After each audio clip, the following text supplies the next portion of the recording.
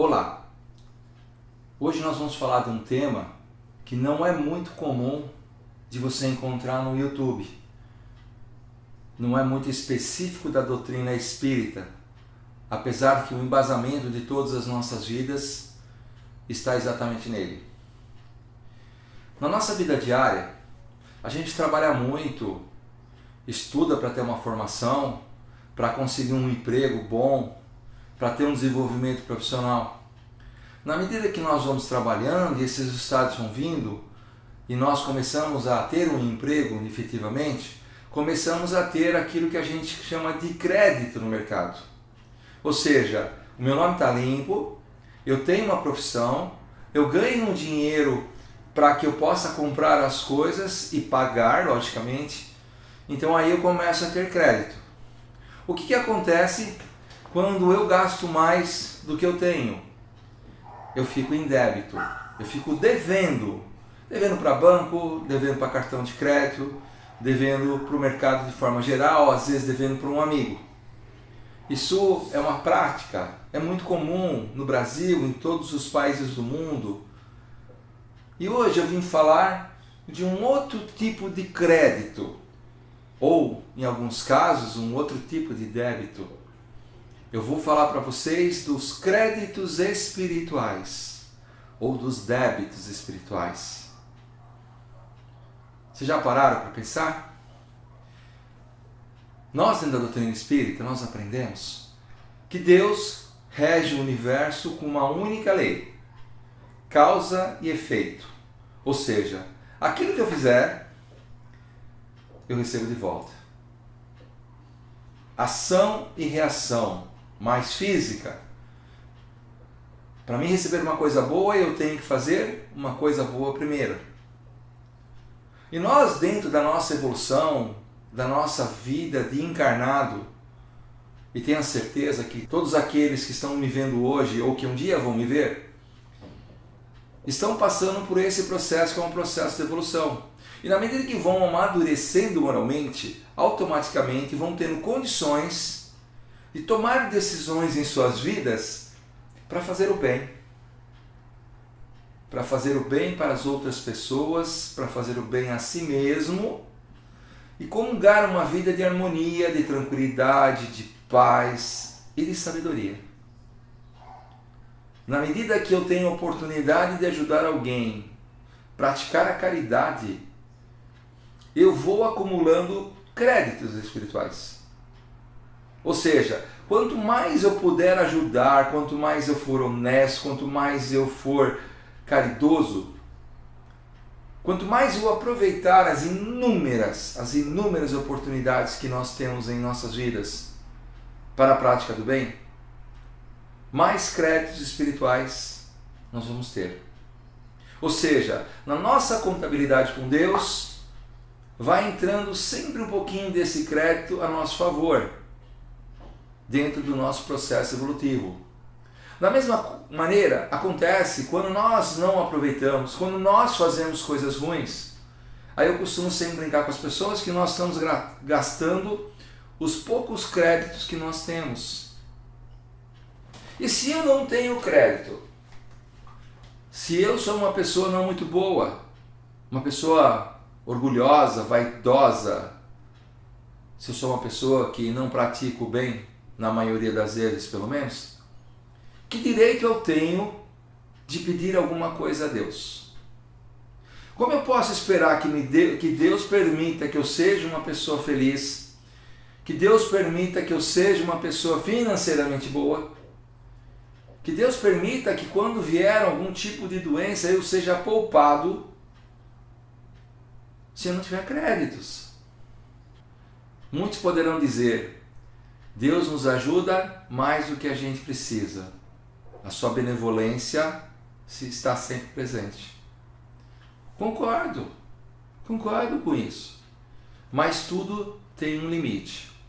Às vezes algumas doenças acontecem em nossas vidas e mais do que se lastimar e chorar pela dor que se passou naqueles momentos de angústia, nós temos que tentar analisar e descobrir que significado tem aquilo para a nossa vida.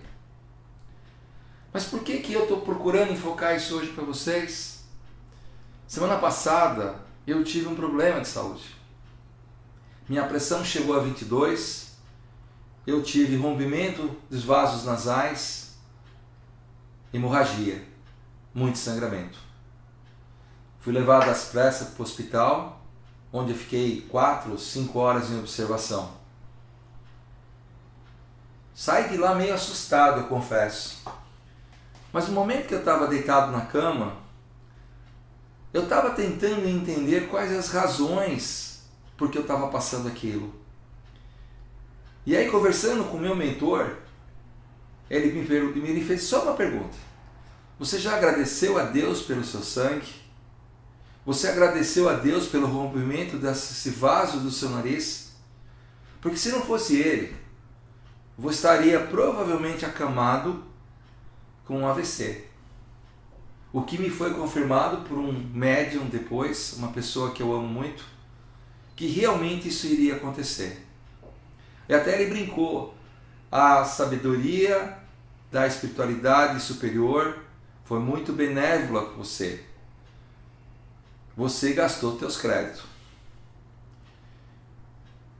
Eu acho que ela foi mais benévola, mais misericordiosa, porque eu não tinha tanto crédito assim.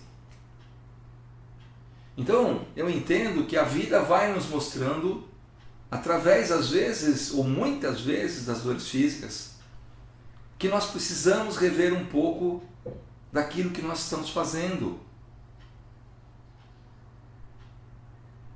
Porque vai chegar uma hora que, se a gente não tiver uma vida ilibada, não formos honestos, caridosos, bondosos, agirmos com paciência, a gente não vai ter crédito. E aí a gente vai desencarnar, e quando chegar lá na espiritualidade, nós vamos começar a pensar efetivamente: o que eu fiz errado? Quais foram as condutas que eu deveria ter tido? Quais as posturas que eu teria realizado para ter dignificado essa maravilhosa vida corporal que Deus tinha me dado? Para mim foi um aviso. Para mim foi um sinal. E muitas vezes nas nossas vidas nós recebemos sinais através de um amigo que vem nos falar uma coisa, através de um problema de saúde nosso ou de alguém que a gente ama muito.